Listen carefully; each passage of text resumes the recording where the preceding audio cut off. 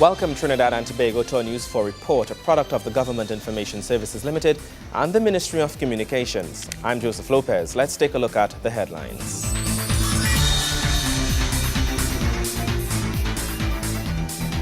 Business relations between Trinidad and Tobago and Guyana are expected to strengthen.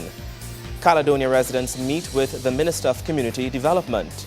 And the Prime Minister releases a statement on the beginning of the holy month of Ramadan.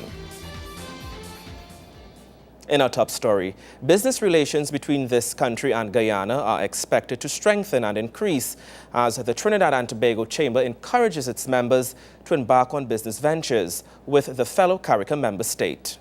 The Trinidad and Tobago Chamber of Industry and Commerce, in collaboration with Enman Services Limited, hosted a seminar entitled Trinidad and Tobago Guyana Connections.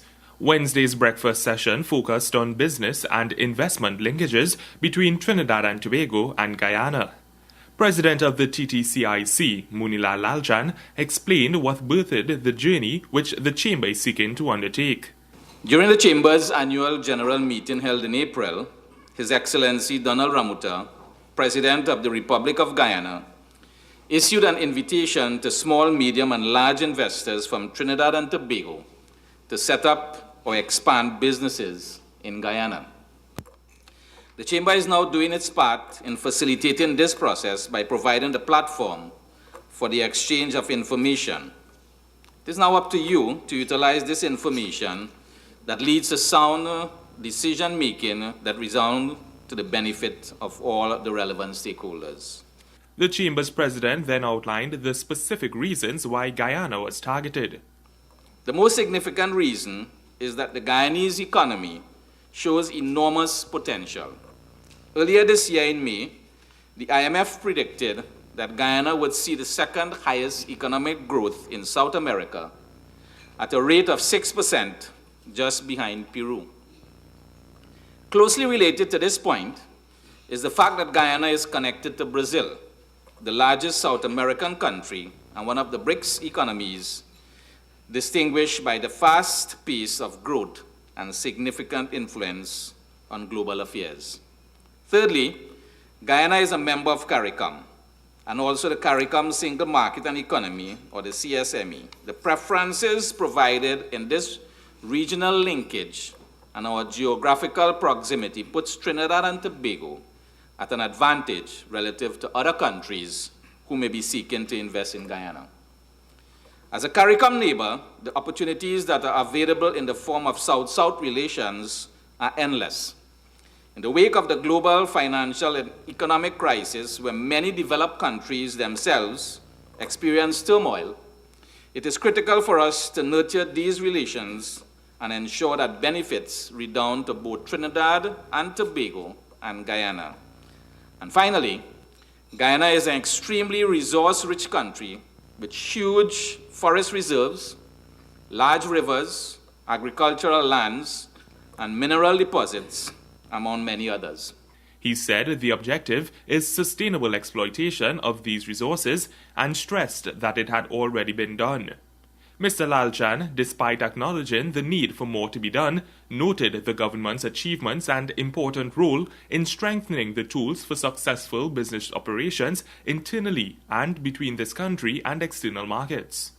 Those members of the Chamber in attendance were privy to a presentation by President of the Enman Group, Mr. Donald Baldeosing, entitled The Guyana Connection, Creating a Better Tomorrow from the Resources of Today. The interactive session focused on energy, industry, food security, diversification, and Caribbean economic integration. The Chamber's president warned the members that, as with all business transactions, there are risks, but he encouraged them to not let the opportunity pass by, as the bigger the risk, the bigger the return. Nikolai Edwards, News 4. At this time, we want to share with you some greetings coming from the Prime Minister, Kamla Persad-Bissessar, on the occasion and observance of the beginning of the holy month of Ramadan. In a release, the Prime Minister says Muslims of Trinidad and Tobago connect themselves with Muslims from all over the world by observing the holy month of Ramadan with fasting and extra worship. She adds that this month has so much beauty and blessings that Muslims should cherish the fact that they are alive and can observe it. The head of government says Ramadan is that institution that unites the hearts of believers all over the world, as fasting in this month is obligatory on every believer in Allah and the last day.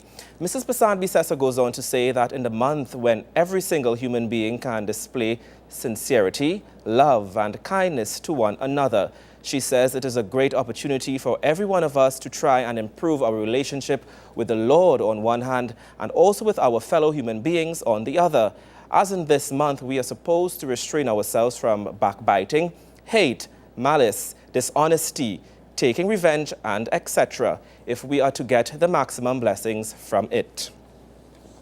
And in other news, a stern warning is being issued to dog owners. This as the Dogs Control Bill was presented in the Senate by Attorney General Anand Ramlogan. In speaking to members of the upper house, the AG stated that the bill seeks to address all dogs deemed as ferocious and a hazard to life. The Dogs Control Bill took to the Senate this week, and Attorney General Anand Ramlogan, in presenting the bill in the upper house, reminded members of the long-term scars left on victims from vicious dogs. The bill, which was passed in the lower house in early July, seeks to class dogs into two categories, Class A and Class B. While focus has been placed on a pit bull breed of dog, Attorney General Anand Ramlogan notes that the bill addresses any dog deemed as dangerous. We propose, Madam Vice President, to remove this principle or this defense of Senator in respect of all dogs. Whether it's a dangerous dog or non-dangerous dog, in respect of all dogs. And the reason for that is because when you are a victim of a dog attack, it matters not whether it's a pit bull or any other dog. I think there is some legitimacy to the criticism that, look, any dog can be a dangerous dog, in the same way as any man can be a dangerous man. So that, because of that, whenever a dog attacks someone and there's a victim, we are removing the common law defense of scienter, which essentially meant that you had to prove that the owner knew as a fact that the dog was capable or was going to was liable to attack and cause injury. The bill seeks to ensure that owners are held responsible for their dangerous dogs in cases where the person falls prey to the animals. In some cases, you're talking about facial and dental reconstructive surgery that costs a lot of money. You're talking about having to excavate flesh from the buttocks and the legs to do a patch job. You're in a medical body shop, and it's a terrifying experience to have to undergo. Justice Minister Chrislyn Moore, in making her contribution to the bill, says dogs are created into monsters from the treatment received from humans and not the other way around. Dogs are not carnivores. Dogs do not wake up one morning and decide to eat the family. Dogs have been domesticated. They are not going out and killing sheep and so on. That is not the society in which we live. So that when you do not feed your animal, what happens, Madam Vice President, is that your animal goes foraging for food. And in that forage, it encounters persons who are between it and food. And so it tries to get to the food before the threat. That is what really happens. So that I think that we have to acknowledge our role in creating dangerous animals, not necessarily by training them to attack or baiting them or inciting them, but by simply depriving animals of care, we can create dangerous animals that wreak havoc on the society. The minister notes the bill distinguishes between owning a dangerous dog and being a responsible pet owner. This legislation, in my respectful view, seeks to reintroduce the balance between being a pet owner and being the owner of a pet that has great possibility for destruction, expensive destruction and extensive physical destruction, perhaps leading to lifetime disability. The bill mandates for microchips to be placed on dogs and provides for 1-year jail term and a fine of $50,000 for persons found guilty of abandoning their dangerous dogs. Kimberly Ram-Calawan, News 4. Up next, Caledonia residents meet with the Minister of Community Development. Stay with us.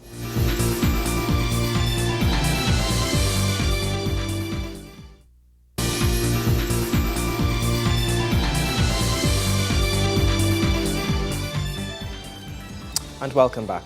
Caledonia residents met with Community Development Minister Winston Gypsy Peters to discuss ways in which they could utilize the facility to its maximum benefit to villagers in the area. The community center was opened in April 2012. Residents of Caledonia met with Community Development Minister Winston Peters on generating community-based activities for the district. The area recently got a new and improved community centre for the hosting of training courses and events aimed at promoting community family life. Speaking to the residents as they met with him, the minister urged them to heed advice from the village elders in identifying well-suited events that would benefit persons living in the area. You all get together with a common understanding as to what you're supposed to and what you can do. Who knows your community better than you? I don't know your community as well as you do.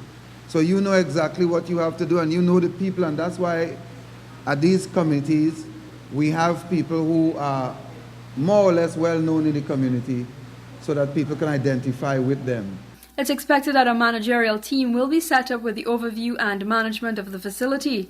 The minister explained to the residents the role of such a body and its responsibility. All through the lives of community centers, as long as I knew them, and I knew them from 1963, 64, 65, whatever that is, it always had people running them, but most of the time they were used to be run by the village council or some other ad hoc little, person or persons in the community. What we try to do now is to bring some structure to it. So let's take, for instance, on the managerial team, you may have a person that is just a regular community leader. Then you may have a requirement that I don't know, I can't remember all the but you may need somebody from the youth, somebody from religion, and when you have 7 people, it should be made up of, a balance of certain things, people with certain skills base that you may need for the proper running of the center. That's why a lot of people might find that the managerial team is taking a little bit of time to put in place, because if cabinet gives a directive that you need a managerial team, but they just didn't say you need a managerial team. They specify who should be on that managerial team, and we have to carry out the dictates of the cabinet.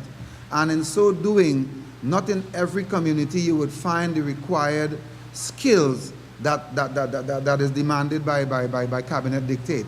The community centre is set to serve over 5,000 residents of 2nd Caledonia Morval, while the new facility holds an auditorium, training kitchen, computer room and gymnasium. Kimberly Kalawan, News 4.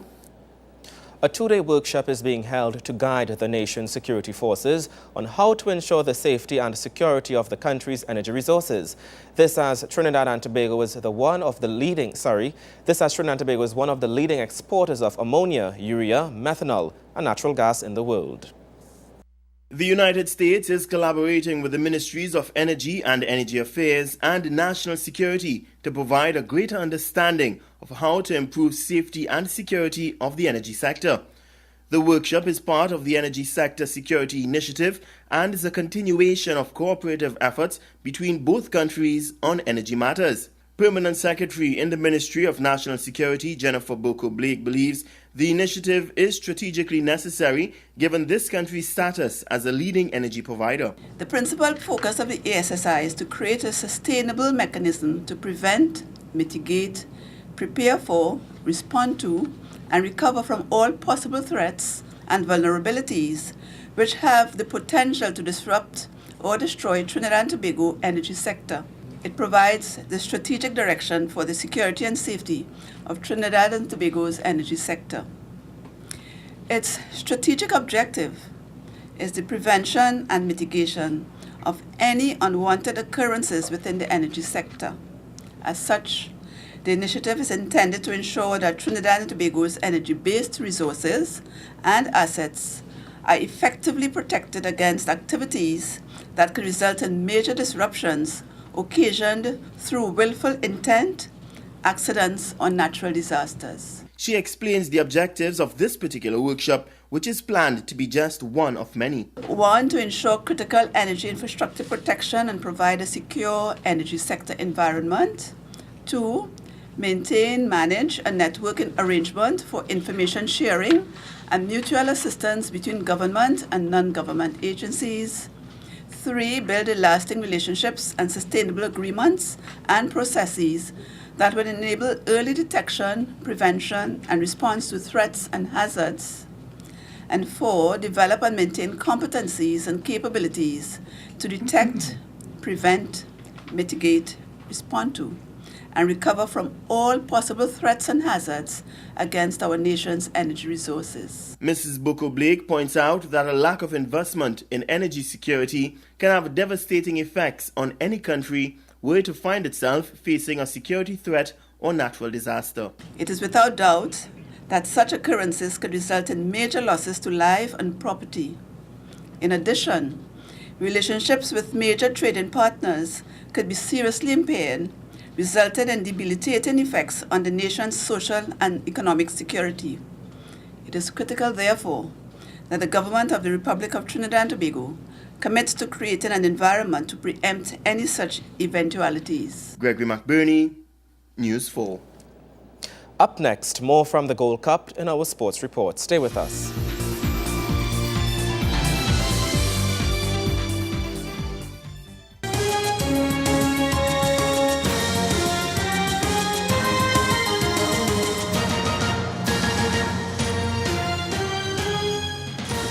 Welcome back. Coach of the Trinidad and Tobago senior men's football team, Stephen Hart, believes some serious work needs to be done in defense if the team is to progress past the group stages of the ongoing CONCACAF Gold Cup. News 4 Sports at the CONCACAF Gold Cup. Courtesy the Ministry of Sports and the Sport Company of Trinidad and Tobago. Coach Hart has experienced his first game in charge of his country's national team and came away with a draw. And while the 2-2 draw against El Salvador may be considered a passing grade by some for his first game, the new manager is unhappy with what he thinks should have been a win. Speaking at a post-match interview, the coach gives his breakdown of the game, blaming lackluster possession of the ball as a key reason for the draw.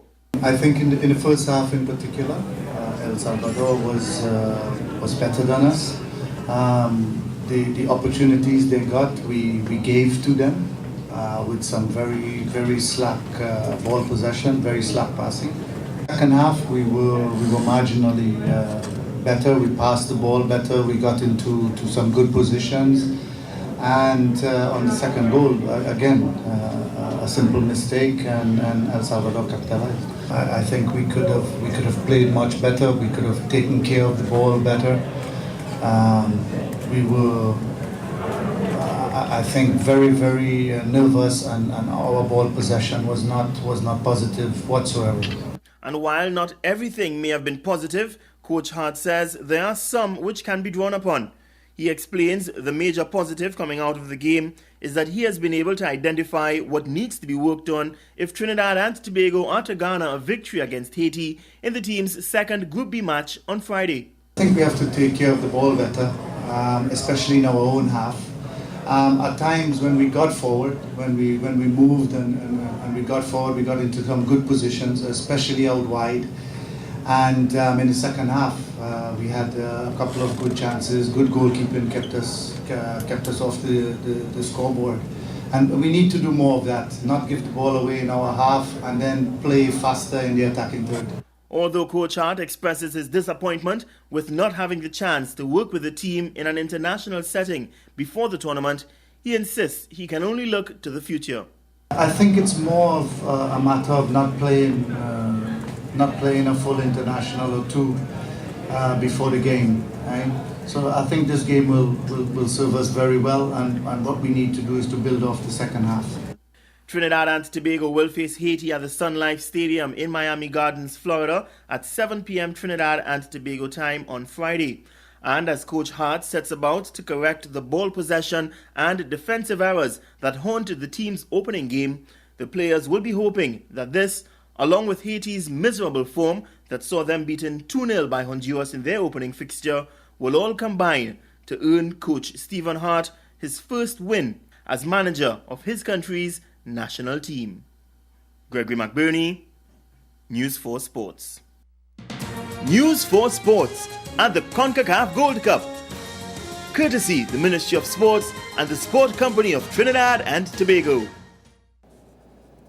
Thank you, Gregory. More news after the break. Stay with us.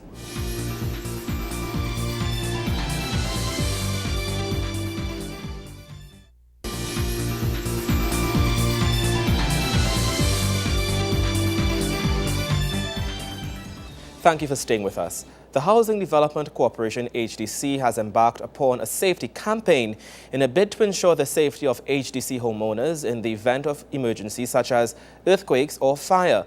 However, citizens are being called on to take the lead in ensuring they educate themselves. Managing Director of the Housing Development Corporation, Jerlene John, is urging persons residing in HDC houses to follow the safety guidelines so as to avoid disaster. Ms. John says while her organization is currently undertaking an aggressive safety campaign, it is on the residents to ensure their own personal safety. The HDC head says homeowners should always strive to follow HDC guidelines, particularly those against fire hazards. She adds that officers have been visiting apartment buildings to ensure that persons abide by the safety guidelines. Ms. John says, nonetheless, the organization has started an educational awareness program which goes to the homeowners and educates them about safety and how to take care of their houses or apartments. As part of safety upgrades mandated by the government, fire extinguishers, smoke detectors and fire hoses have also been installed in HDC buildings. The tendering process has also begun for the installation of fire escapes on HDC-built buildings. Persons who observe safety violations being committed by residents in HDC housing complexes can lodge a report with the HDC's Social and Community Department at the organization's head office on South Quay in Port of Spain. All reports and complaints will remain strictly confidential. Gregory McBurney, News 4. And that story brings us to the end of our News 4 report, a product of the Government Information Services Limited and the Ministry of Communications. I'm Joseph Lopez. Thank you for watching.